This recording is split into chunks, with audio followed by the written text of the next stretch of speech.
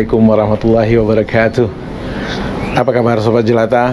Mudah-mudahan kita semua tetap dalam keadaan sehat dan semangat. Hari ini Bang Kica ingin berceloteh soal yang ringan-ringan saja, yaitu soal teknologi informasi. Bahwa naluri untuk mencari informasi adalah bagian dari sesuatu yang build up tertanam di dalam diri setiap manusia. Karena informasi tersebut atau karena naluri tersebutlah peradaban semakin hari semakin maju. Para inventor yang menemukan teknologi atau alat atau apapun itu yang memudahkan kehidupan adalah orang-orang yang selalu mencari informasi, menggali informasi dan mewujudkannya menjadi sesuatu yang berarti, seperti temuan-temuan baru dalam teknologi, temuan-temuan baru dalam alat-alat yang memudahkan kehidupan manusia. Dan agaknya begitulah, semakin hari peradaban semakin maju. Tetapi ada hal yang sangat mendasar di era teknologi informasi sekarang ini. Kalau dulu kita yang mencari informasi dengan segala cara, melalui guru-guru, melalui buku-buku, melalui seminar, melalui pelatihan-pelatihan, atau langsung terjun ke alam, ke lapangan untuk menggali dan mencari informasi. Tetapi di era revolusi teknologi sekarang ini, yang terjadi adalah sebaliknya. Informasilah yang mencari kita, informasilah yang mendatangi kita. Tanpa kita minta, tanpa kita harap, beraneka ragam informasi setiap hari, setiap jam, setiap menit, setiap detik malah berhamburan mengalir ke kita melalui teknologi yang bernama komputer, melalui teknologi yang bernama smartphone. Ada ratusan, ribuan jejaring sosial yang saling terkoneksi. Dunia tak hanya lagi di sekitaran kita. Dunia tak hanya lagi berbatas teritori yang namanya bangsa. Dunia itu telah menjadi sesuatu yang bagaikan lautan yang tidak ada berujung. Sebuah informasi bagaikan seekor ikan yang berenang di sudut benua sana, dan dia mampu berenang ke sudut dunia lainnya. Begitulah aliran informasi masuk saat ini. Tiap hari kita dihujani oleh banyak informasi melalui jejaring sosial yang kita terkoneksi di dalamnya. Dan andai kata kita tidak cerdas untuk memfilter, untuk membentengi diri terhadap informasi-informasi yang masuk tersebut, maka kita akan terombang-ambing, maka kita akan sangat gampang terpengaruh. Analoginya, sebuah informasi itu hampir sama dengan suatu makanan. Biasanya kalau kita ingin menyantap sesuatu makanan, apalagi makanan tersebut berasal dari sesuatu yang kita tidak tahu, apalagi makanan tersebut sangat tidak familiar dengan mata kita, dengan lidah kita, maka kita akan mencari tahu apa bahan dari makanan tersebut, siapa yang memasaknya, bagaimana proses memasaknya. Bahkan sebagai seorang muslim, kita juga perlu mempertanyakan jika makanan tersebut ada komponen daging di dalamnya, maka kita juga perlu mencari tahu apakah hewan yang dagingnya dijadikan menjadi bagian dari makanan tersebut telah disembelih dengan cara halal. Begitulah sikap seorang muslim untuk menyeleksi makanan apa saja yang akan masuk ke dalam tubuhnya. Terkait dengan informasi, seorang muslim pun punya panduan bagaimana kita menyeleksi sebuah informasi. yang dalam kata kuncinya itu adalah bahwa kalau ada orang membawa kabar, katakanlah membawa informasi kepada kamu, maka lebih baik kamu tabayun dulu, dicari tahu dulu, diklarifikasi dulu, klarifikasi soal siapa yang membawa informasi tersebut, siapa yang membuat informasi tersebut, lalu klarifikasi juga apakah esensi isinya benar atau tidak. Dan itu saja tidak cukup, kita juga perlu tanya diri kita, apakah informasi tersebut bermanfaat bagi kita, berguna bagi kita. Kalau tidak berguna, mari kita abaikan saja. Lalu kalau andai kata bermanfaat bagi diri kita dan kita yakin bahwa informasi tersebut adalah benar, mari kita gunakan.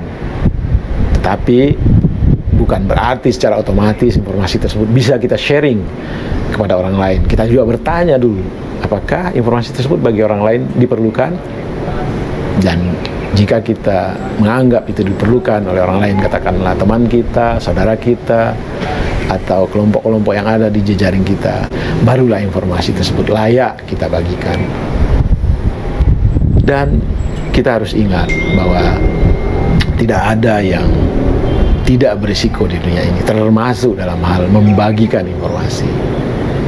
Ada yang namanya KUHP, Kitab Undang-Undang Hukum Pidana, yang di dalamnya antara lain mengatur berita bohong, fitnah, dan segala macam. Dan sesuatu yang baru yang sering dimanfaatkan, digunakan oleh orang untuk menyatakan keberatan atau katakanlah dasar untuk melaporkan kepolisian adalah apa yang disebut dengan Undang-Undang ITE. Undang-Undang ITE tersebut adalah undang-undang yang pasal-pasalnya bisa menjaring kita. Jadi ingat, jejarimu adalah jerujimu. Jejarimu adalah jerujimu. Itu baru sanksi dunia.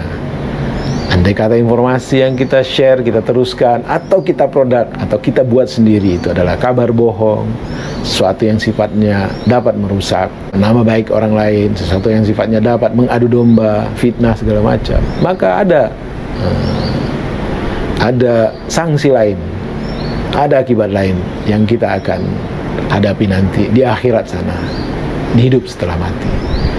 Jadi mari kita berbagi sesuatu yang baik, sesuatu yang bermanfaat, sesuatu yang saling mengingatkan, sesuatu yang saling menyemangati. Dan sebagai penutup dari obrolan singkat ini, Bang Kicca ingin berbagi video kreatif yang dibuat oleh teman-teman kita. Entah siapa, Bang Kicca juga nggak tahu.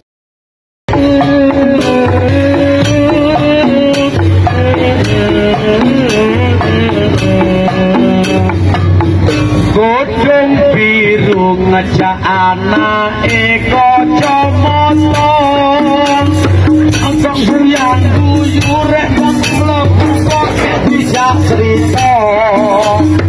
Wonge ganteng kaose ijo koyo Janaka, aja ndongake rejeki paring sempurna. Damel kopiah jenggote dawa jakete ireng, koyok mantune abah nyekeli kantong kek jogo dewi. Engko ongak-ongak malah ibu mesam-mesem, remonggo kanong siko rejekine langgang. Suwale cecak wong ganteng kacamata, rambute gilak wong ganteng koyo Arjuna, gayai kesak karo dompet tengah kemerono. Kula dongake duwe rejeki paring sempurna, dasare batik sandale cepet lungguh kursi, lerak-lelek soge duwet modal nyangoni. Lek ora duwe wong kula sabar purun nyusui, kula dongakno kek kula tampa kula adahi. Taka-taka suwale kotak mondong banyu, rejekine penak capile abang kaya tangga guru.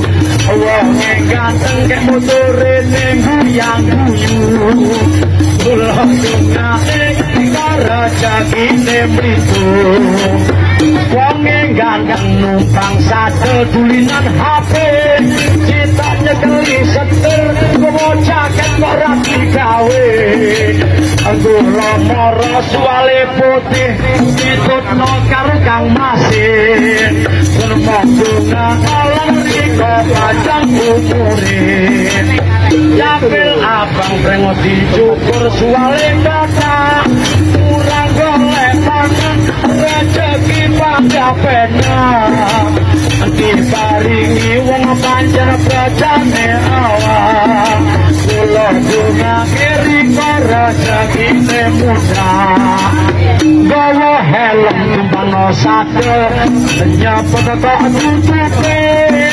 tutuke ireng wonge ayu pengese dilandeke rakap lore ijo wonge ayu tekan kene semoga emori kok panjang umure wonge ganteng kaose kelawu gawe topi wonge rada lesu kaya kanggoku Pak Bupati wonge ganteng suwale lepis prengose mari teroki kula dongane mari kok oleh rezeki bodong kuning malah sing buri rambut sempiran apakah eling uyel sing ngendang kita temeki erung bodong ireng wonge jaketan semoga nyambut gawe bangga bayaran rambi seragam lore ijo kabeh lima sing arep dhewe kudune kuning kacamata wonge ayu milik bojone Pak Kami tuwa kula dongane rezeki paringi sempurna prengose gatel kok malah tunggu yang ora tau kok wonge ganteng kek malelemu kula marang kandang mesambu semoga kiri rezeki sempitu buka dompet layo ngundang diwehno dilebokno dhewe akae aki ke disusukno anggone ngandang kendang wong ngawaso semoga kiri rezeki sempurna godhong ireng demek bangke angkok cak crita wong sepatune kawu sing kasutan koyo Dewi Sinta yang guyu kula tampani kula lebokno ditambahi karo wong ganteng prengose dawa nyambut gawe kula ngendang ati-ati wonge ayu anteng-anteng numpang pipi sepatah nyek jendana tembok lungguh kursi kedunga omarika oleh rezeki capile abang kok malah ngedoh dulinan HP sino tak sawang malah ngetendi anake aduh ngomong kendang wong ngawase semoga omarika panjang umure kalau sirang rambut tumpangi kacamata wonge ganteng kaya raden Gatotkaca ngajak sing wedok godhong anake karo diwasno gondongane rika rezeki sampurna anake lanang kaose ijo suwale kayu besok oleh sing prawan rupane ayu bawa golek anake dikongkon nyangoni sang semoga rika rezeki sempitu.